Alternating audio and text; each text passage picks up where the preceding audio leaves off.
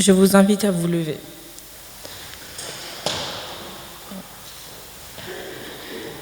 Bienvenue à toutes et à tous en ce dimanche de Pentecôte, ce jour spécial où le feu du Saint-Esprit est descendu sur les disciples. Ce matin, nous sommes rassemblés pour écouter la parole de Dieu.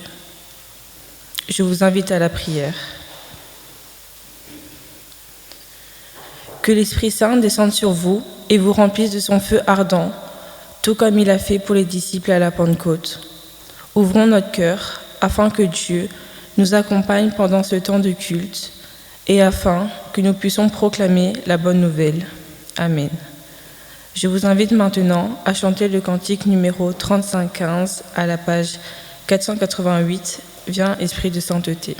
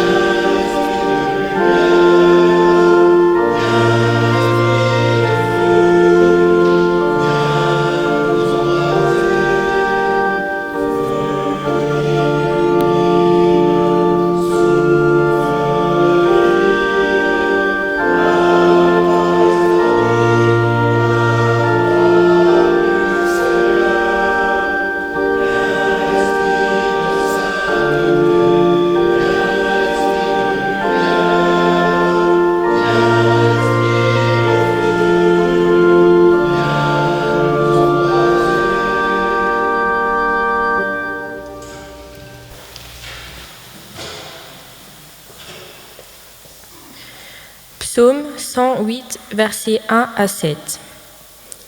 Cantique, psaume de David. Mon cœur est affermi. Ô Dieu, je chanterai, je ferai retentir mes instruments, c'est ma gloire.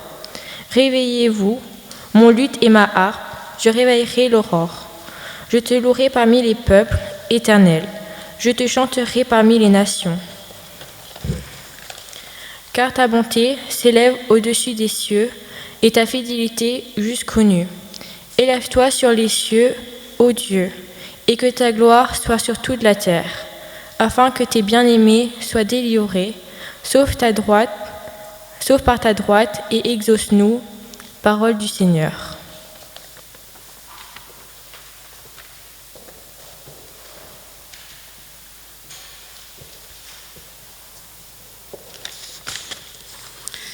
Je vous invite à vous lever pour la confession de foi.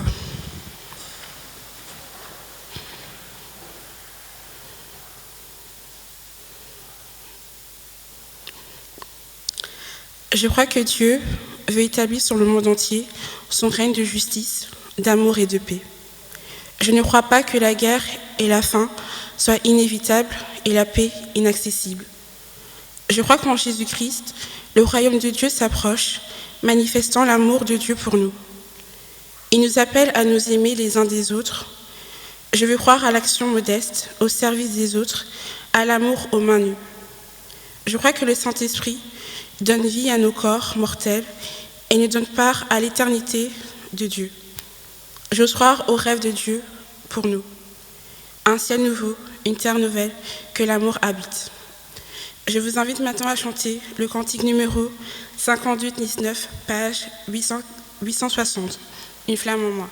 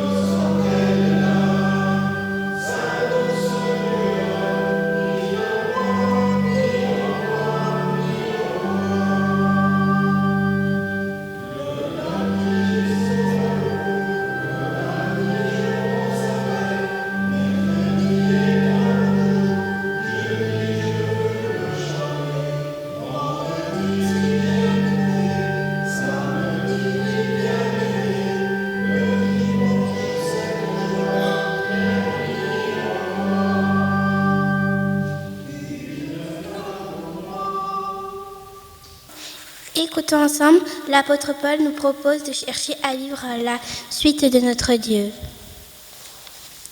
Voici la voie, exemple de notre digne Paul. L'amour prend patience, l'amour rend service. Il ne jalouse pas, il ne se vante pas, il ne s'enfle pas d'orgueil, il ne fait rien de malhonnête. Il ne cherche pas d'intérêt, il ne s'irrite pas, il n'entretient pas de rancune, il ne se réjouit pas de l'injustice, mais l'amour trouve la joie dans la vérité. Il excuse tout, il croit tout, il espère tout, il endure tout, l'amour ne meurt jamais. Et maintenant, ces trois choses demeurent, la foi, l'espérance et l'amour. Mais plus grand de ces réalités, c'est l'amour, suivez l'amour.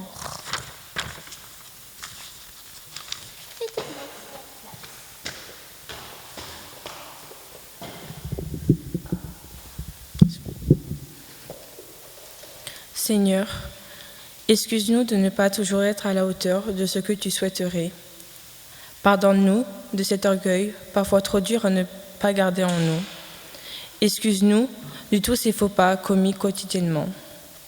Seigneur, nous te demandons de nous aider à changer afin d'aller vers le bon chemin, celui sur lequel tu nous guides. Nous te demandons aussi de nous aider à avoir un amour pur, remplis de joie dans nos cœurs. Amen. Seigneur, merci car peu importe à quel point nous sommes remplis de défauts ou d'imperfections, tu peux nous pardonner. Nous sommes pleins de reconnaissance envers toi, car tu nous as aimés au point que tu nous as envoyé ton seul et unique Fils. Seigneur, merci pour les péchés que tu nous as pardonnés. Mets-nous sur le bon chemin. Amen. Chantons le cantique 35-22, page 496, Au cœur de ce monde, strophes 1, 2 et 3. Je vous invite à vous lever.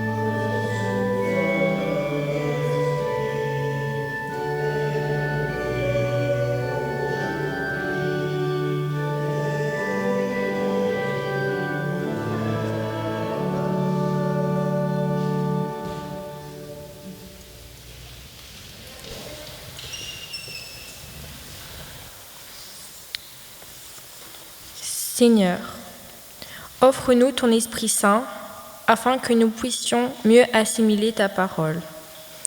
Nous avons confiance dans le fait que cette écriture nous transformera et nous rendra une meilleure personne que ce que nous sommes à l'heure actuelle. Amen.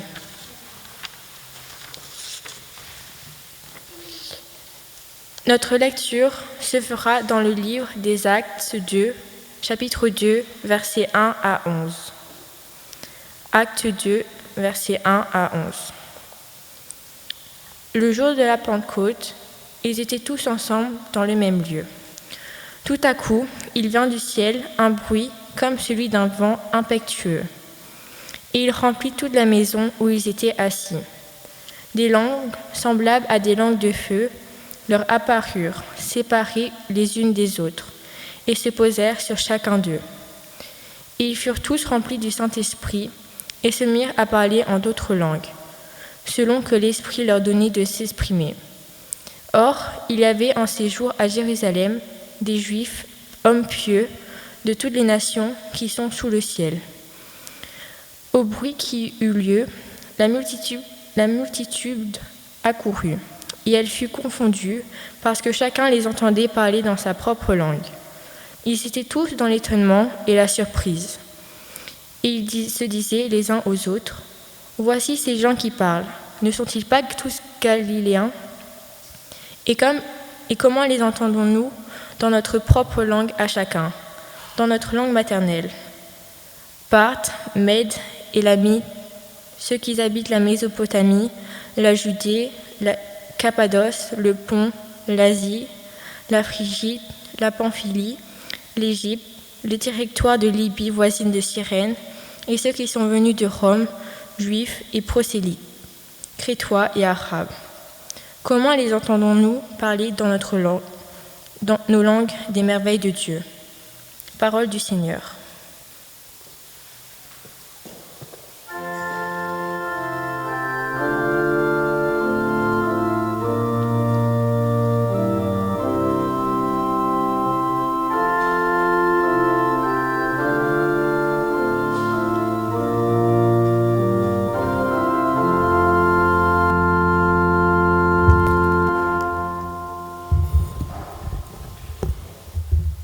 Le texte que nous avons lu aujourd'hui nous présente la situation des apôtres au jour de la Pentecôte.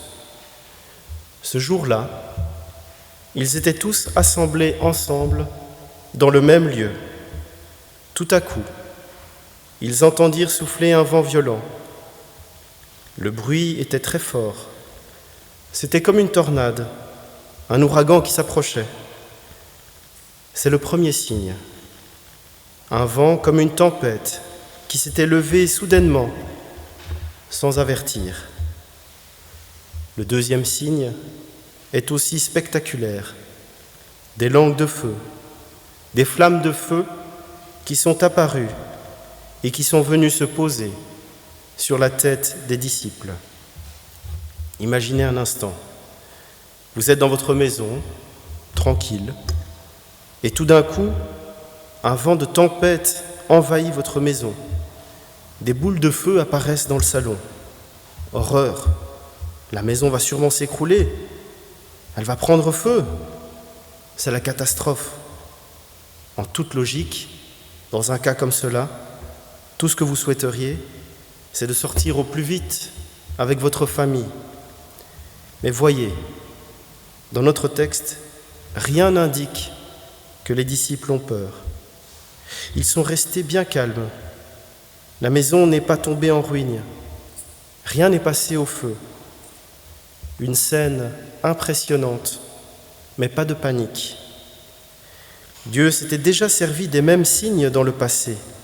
Le vent et le feu, dans la Bible, représentent la présence de Dieu. Dans l'Ancien Testament, quand Dieu est descendu vers son peuple, c'était souvent dans le vent et dans le feu. Dieu est apparu à Moïse dans le buisson ardent. Les arbustes étaient en feu sans jamais brûler. Une indication visible de la présence de Dieu. Quand Israël est sorti d'Égypte, Dieu les guidait le jour avec une colonne de fumée et la nuit avec une colonne de feu. Dieu était avec eux, tout proche, en personne pour les guider. Une fois réunis au mont Sinaï, Israël a vu un spectacle terrifiant. Le psaume 29 est un psaume orageux qui nous dit « Le Dieu de gloire fait gronder le tonnerre, la voix de l'Éternel fait jaillir des flammes de feu. » Le psaume se termine en disant que ce Dieu de gloire et de majesté bénira son peuple dans la paix. La promesse de paix du psaume 29 s'est accomplie le jour de la Pentecôte. Dieu est entré chez nous. Voilà le message de la Pentecôte. Le jour de l'Ascension, Jésus est parti. Il a quitté corporellement la terre pour aller au ciel. Il n'était plus physiquement avec son peuple. Quelle grande perte pour l'Église. Mais d'une certaine façon, c'était à notre avantage, car c'était la condition pour que l'Esprit consolateur nous soit donné. Le jour de la Pentecôte, Dieu est revenu vers son peuple. Jésus s'est approché de nous à nouveau, par son Esprit, pour vivre avec nous dans une relation beaucoup plus intime. Donc, c'est bien un immense gain pour l'Église. La distance entre Dieu et son peuple est effacée. Dieu est venu habiter parmi son peuple. Il se trouve que beaucoup de Juifs venus de la diaspora étaient de passage à Jérusalem ce jour-là. Des gens étaient venus de toutes les régions de Palestine, mais aussi de l'étranger, pour fêter Shavuot, la fête des semaines, autrefois fête des moissons. Elle était devenue la fête du don de la Torah. Il y était fait mémoire du jour où, au sommet du mont Sinaï, Moïse avait reçu les tables de la loi lors d'une apparition tonitruante de Dieu, avec éclairs, tonnerre et voix forte. Shavuot permettait de célébrer le jour où, avec le don de la loi, était né le peuple d'Israël. Et chaque année, on ne faisait pas que faire mémoire de ce jour, on renouvelait l'alliance que Dieu avait passée avec son peuple. Et cette foule, présente à Jérusalem, fut saisie d'étonnement en entendant les disciples parler dans leur propre langue. Ils furent remplis d'admiration et d'étonnement. Chaque disciple se mit à parler d'autres langues sous l'influence de l'Esprit. Et les pèlerins, présents, les entendent, à leur grande surprise, chacun dans leur langue maternelle. Beaucoup ont vu dans ce passage l'inverse du récit de la tour de Babel. Dans ce récit de la Genèse, Dieu craignait que les hommes ne se perdent en cédant au totalitarisme, à la tentation de se fondre en un seul peuple, une seule langue, une seule idéologie, une pensée unique. Il avait alors mis fin à ce projet en mélangeant leurs langues afin qu'ils ne se comprennent plus. Alors qu'ici, l'inverse se produit. Il y a bien un seul message, mais énoncé dans une multitude de langues. Et pourtant, tout le monde se comprend. Et chacun peut saisir le sens de cette parole de Dieu. Cette parole, cette bonne nouvelle de Dieu que nous transmettent les Écritures. Il s'agit là d'un message universel qui est reçu par chacune et chacun de nous dans sa langue propre. Nous touchons là l'une des caractéristiques de notre conviction de chrétien. L'existence dans la foi est offerte à tous. Mais aussi, chacun expérimente ce message universel individuellement, pour lui-même. Un peu comme si nous avions chacun une langue propre qui parle à notre être profond et que l'Esprit murmure à notre oreille. On pourrait voir dans ce récit de la Pentecôte le moment où naît une Église qui, au lieu de se lever comme un seul homme, derrière un leader parlant d'une même voix, adhérant sans discernement à un message unique, une idéologie unique, un dogme unique, au lieu de cette Église donc, naît une Église plurielle et composite, une Église faite de personnes singulières, une Église qui se construit dans la diversité de ce que chacun, chacune, nous entendons et comprenons grâce au témoignage du Saint-Esprit. Avec l'absence de Jésus-Christ, suite à son départ à l'Ascension pour rejoindre le Père, il y a un sentiment d'être orphelin. Il y a la sensation de se trouver devant un Dieu absent. Mais c'est précisément cela qui va inciter à s'installer dans un dialogue personnel et intime avec Dieu, qui nous connaît et qui connaît notre propre langue et le chemin de notre cœur. Un Dieu qui nous dit que nous sommes uniques, un Dieu qui nous dit que nous avons une existence propre, qui ne se confond pas avec celle d'un groupe, d'une communauté dans laquelle nous devrions nous fondre. Bien vite, cette Église naissante a dû s'organiser pour s'émanciper dans des contextes qui ne lui étaient pas favorables. L'Église a cherché à se constituer, à se doter d'un leader, d'un chef, d'un garant de l'authenticité de son message et de sa transmission avec une succession de papes qui endossèrent cette responsabilité. Construire des églises en pierre, des bâtiments, parler une seule langue, le latin, condamner la pensée individuelle pour prôner une adhésion unanime à un dogme établi. Ça ne vous rappelle rien, une tour à Babel? Et c'est pourquoi on pourrait se dire qu'avec cette fête de la Pentecôte, on fête un peu aussi la réforme, la naissance de nos églises protestantes. D'abord parce que le témoignage du Saint-Esprit y est attesté, que ce soit à travers la lecture inspirée des Écritures ou le témoignage direct de l'Esprit dans certaines communautés charismatiques. Ensuite, parce qu'avec la Réforme, il y a la volonté de faire traduire la Bible dans la langue de chaque pays pour la rendre accessible à tous. Il y a la notion de liberté de conscience qui permet de refuser, de se ranger derrière une pensée unique en affirmant que chacune et chacun, nous pouvons entendre et comprendre des choses différentes dans la Bible sans que cela soit source de condamnation. Cette Pentecôte vient sceller cette nouvelle alliance promise par Dieu, celle par laquelle il grave ses commandements sur le cœur de chacun. Cette nouvelle alliance scellée dans le sang de son Fils, mort, ressuscité et monté au ciel, pour que son absence nous laisse, à chacun et à chacune, la liberté et la responsabilité de construire notre foi comme nous la comprenons grâce à l'Esprit Saint dans notre propre langue intérieure.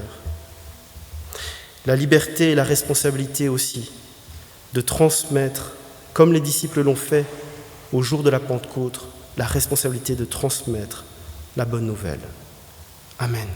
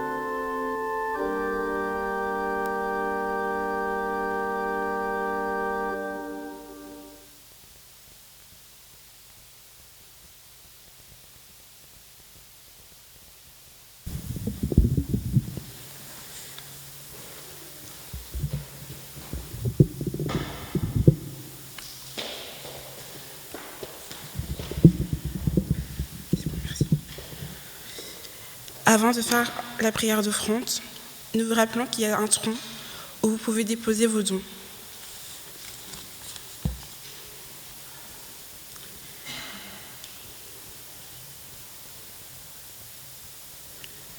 Maintenant, je vous invite à faire la prière d'offrande. Seigneur, que la grâce te soit rendue. Aujourd'hui, nous te présentons cette offrande. Reçois-la, mon Dieu, afin qu'elle serve ton Église. Amen. Je vous invite à chanter le cantique numéro 4208, page 631, Toi qui disposes. Je vous invite à vous lever.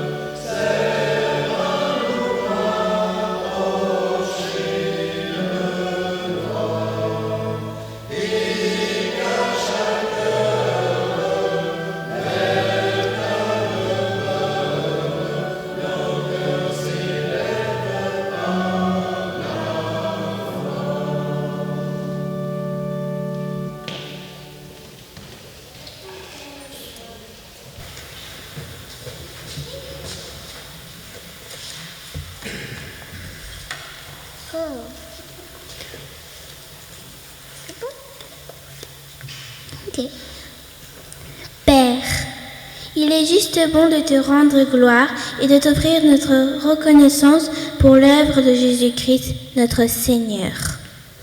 Il est mort à la croix pour manifester son amour pour nous.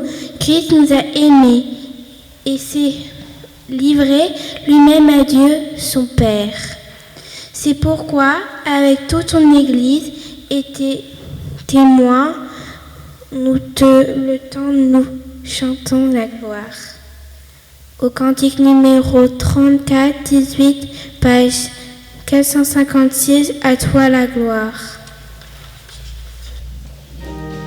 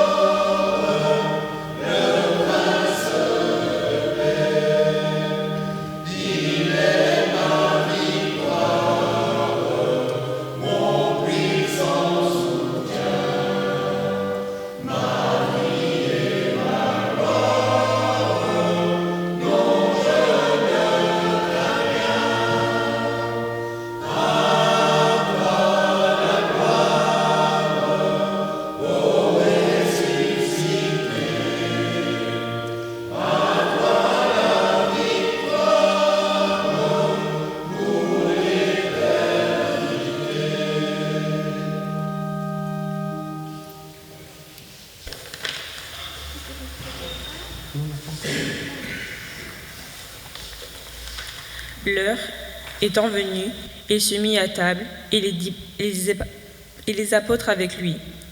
Il leur dit, « J'ai désiré vivement de manger cette Pâque avec vous avant de souffrir. Car je vous le dis, je ne la mangerai plus jusqu'à ce qu'elle soit accomplie dans le royaume de Dieu. » Et ayant pris une coupe et rendu grâce, il dit, « Prenez cette coupe et distribuez-la entre vous. Car je vous le dis, je ne boirai plus désormais du fruit de la vigne jusqu'à ce que le royaume de Dieu soit venu. » Ensuite, il prit du pain, et après avoir rendu grâce, il le rompit et le donna en disant, « Ceci est mon corps qui est donné pour vous.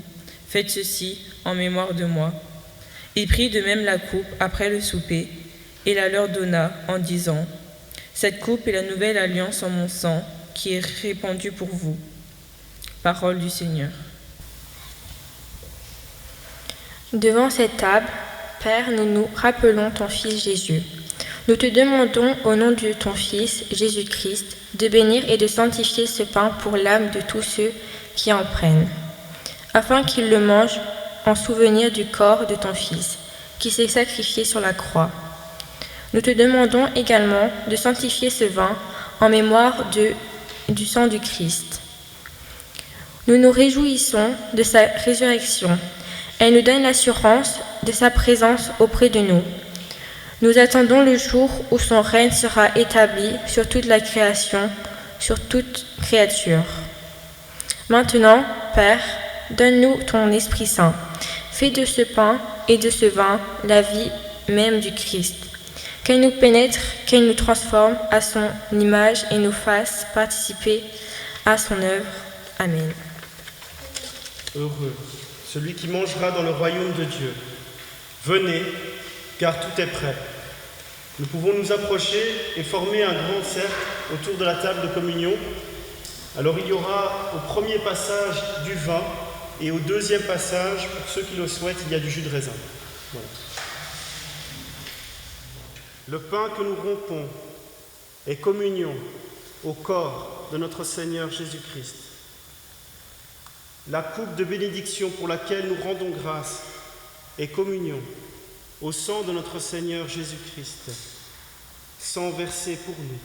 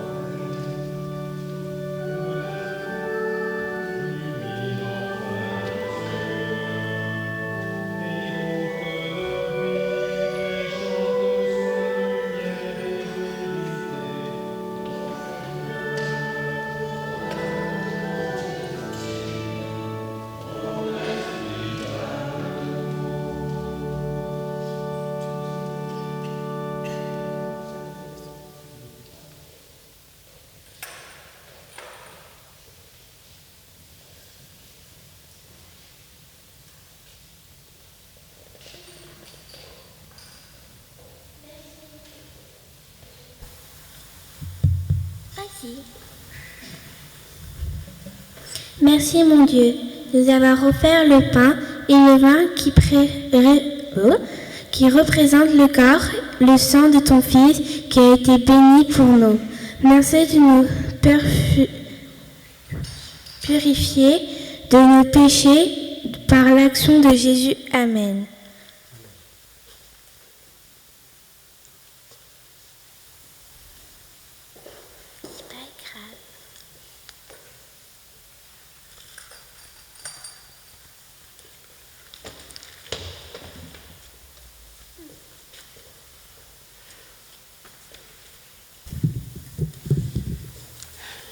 Aujourd'hui, Seigneur, je ne prie pas pour moi, mais pour celui qui, plus que moi, a été éprouvé. Dans ta bonté, viens à son aide, que ta lumière pénètre sa demeure pour celui qui est chez soi et son cœur pour celui qui demande un peu d'amour. Seigneur, protège les malades qui peuvent mourir de maladies graves et de toutes sortes de maladies. Fais en sorte de les guérir de leurs maladies, qu'elles soient graves ou pas. Aide-les à trouver la guérison. Mon Dieu, aide aussi les personnes qui sont dans des pays en guerre, qui ont perdu leurs abris. Soutiens-les afin qu'ils puissent rester forts, même dans des moments difficiles. Protège mes amis, ma famille et les autres personnes qui sont dans le besoin. Nous continuons en disant le Notre Père. Notre Père, qui est aux cieux, que ton nom soit sanctifié, que ton règne vienne, que ta volonté soit faite sur la terre comme au ciel.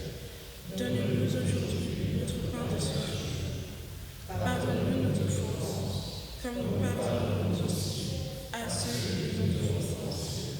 Ne nous soumets pas à la tentation, mais délivre-nous du mal, car c'est à toi qu'appartiennent le règne, la puissance et la gloire pour des siècles et des siècles. Amen. Allez dans la paix du Christ. Nous pouvons retourner à nos places.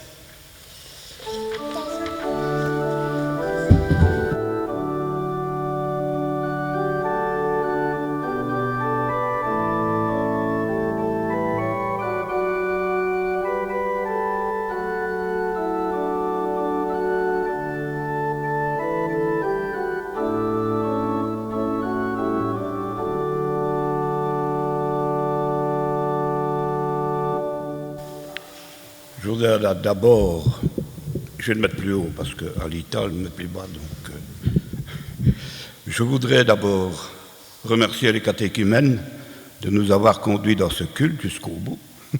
Merci. C'est un bon travail. Et la prochaine fois, on essaiera de voir pour les micros.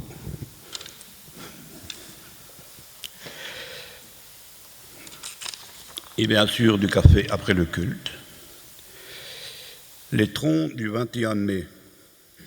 Dans le tronc central, il y avait 65,90 €. Dans le tronc pour l'action pastorale, 26 €. Et le second tronc de ce jour est destiné à l'entretien général. Le prochain consistoire se réunira en séance ordinaire le 23 juin à 9h30. L'étude biblique, c'est aujourd'hui, dès 14h. Et le thème de cette étude est la prière.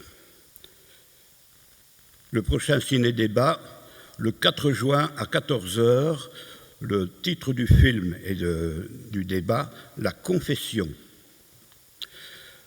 La prochaine réunion de prière se déroulera le 2 juin à 19h. Le 4 juin, ici, pendant le culte, nous aurons le baptême de Perla. Deuxième baptême en 2 mois. Le 11 juin à 15h, c'est bien sûr le culte de consécration des pasteurs qui ont été désignés cette année, et notamment notre pasteur Karl-André Spinman, qui sera consacré au temple de pâturage. Il y a un petit hiatus, c'est que le 11 juin, à Pâturage, il y a une course cycliste, des tout petits, mais ils roulent vite. Donc, on va essayer de voir, on a un plan de circuit, on l'affichera pour ceux qui veulent venir, on peut le diffuser aussi, Parce que, ou bien il faudra se garer un peu partout, ou alors il faudra faire une partie de la route à pied, parce que les cyclistes ils passent en face du torbe de pâturage. C'est ça le problème. Donc il faudra s'arranger, on essaiera de mettre quelque chose et d'informer les gens par mail et aux affiches pour cette journée. Le 18 juin à 15h, installation au temple de Jemappes du pasteur François Choquet. Le 25 juin, à 10h30, c'est le culte des voisins. Et ensuite, à partir de 11h30, midi et demi, c'est notre barbecue communautaire annuel. Les inscriptions seront prises par Annick et il y aura dans la salle une liste des inscriptions aussi. Vous pouvez mettre votre nom et une liste pour les salades. Comme d'habitude, comme tous les ans, nous faisons appel aux paroissiens pour les salades. Ceux qui veulent offrir une salade, quand je dis offrir, ils donneront leur ticket de dépense à Annick aussi, n'est-ce pas? Mais enfin, c'est quand même du travail. Il y aura une liste dans la salle où ils pourront mettre leur nom pour que nous sachions. Tout doit être terminé au plus tard le 18 juin. Toute inscription se clôture le 18 juin. Le 1er juillet, sortie d'église, sortie de la paroisse à Bruxelles. Les inscriptions, elles aussi, se clôturent le 18 juin. Et vous aurez d'autres renseignements, soit par le pasteur, soit affichés dans la salle. On n'a pas encore fait, je crois, hein. Il faudra le faire, pour le déroulement de la journée. Maintenant, je vais vous lire un message du Conseil synodal. Le Conseil synodal a adressé à toutes les paroisses de l'EPUP un message à l'occasion de la Pentecôte.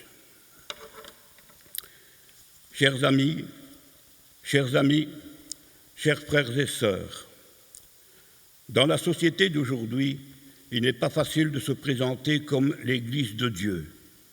De nombreux problèmes requièrent notre attention et nos préoccupations. Il suffit de penser à la crise climatique, à la guerre en Ukraine, au Soudan ou à tant d'autres endroits et régions qui ne font même pas l'objet d'une couverture médiatique. En outre, le flux de réfugiés se poursuit sans relâche. Lorsqu'une personne est touchée par la maladie ou la perte d'un être cher, l'avenir semble s'assombrir. Comment alors annoncer la bonne nouvelle? De plus, sur le plan interne, l'Église est confrontée à l'inquiétude d'un nombre croissant de paroisses vacantes, à la diminution du nombre de personnes dans les consistoires, les conseils d'administration, ainsi que les conseils de district, et à la nécessité concomitante de coopérer en amont avec d'autres paroisses. En tant que conseil synodal, nous sommes conscients de cette situation et des difficultés que vous rencontrez. Et pourtant, tout cela nous offre aussi de nouvelles possibilités de témoigner l'amour de Dieu auquel le monde aspire. Il faut de l'énergie et du courage pour s'opposer au pessimisme, à l'inquiétude ou à la tristesse qui menacent de dominer. Mais nous ne devons pas le faire seuls. Nous nous sommes encouragés par Dieu lui-même, car là où 2 ou 3 sont réunis en mon nom, je suis au milieu d'eux. À la Pentecôte, nous pouvons nous rappeler et célébrer le fait que Dieu nous a envoyé son Esprit pour nous aider et nous réconforter. Soyons encore plus inspirés par l'Esprit Saint. Nous vous souhaitons tout le dynamisme, la force et le feu que la Pentecôte nous inspire. Et c'est signé votre conseil synodal avec les signatures de tous les membres.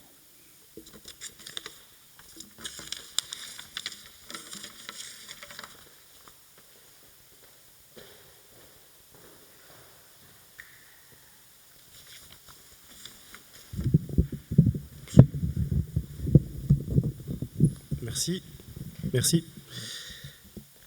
Nous nous levons pour l'exhortation bénédiction. Esprit du Père, Esprit du Fils, éveille-nous dès le matin. Viens sans tarder comme jadis, combler nos cœurs, Esprit très saint. Fais-nous parler, fais-nous chanter pour proclamer ta vérité. Pour tous nos frères chaque jour, enflamme-nous de ton amour. Que l'Éternel nous bénisse, nous protège et nous garde. Que l'Éternel nous regarde avec bonté et qu'il nous fasse grâce. Que l'Éternel veille sur nous et nous accorde la paix. Père, Fils et Saint-Esprit. Amen. Et nous chantons ensemble à la page 480 le cantique 35, 6. Viens, Saint-Esprit, Dieu créateur.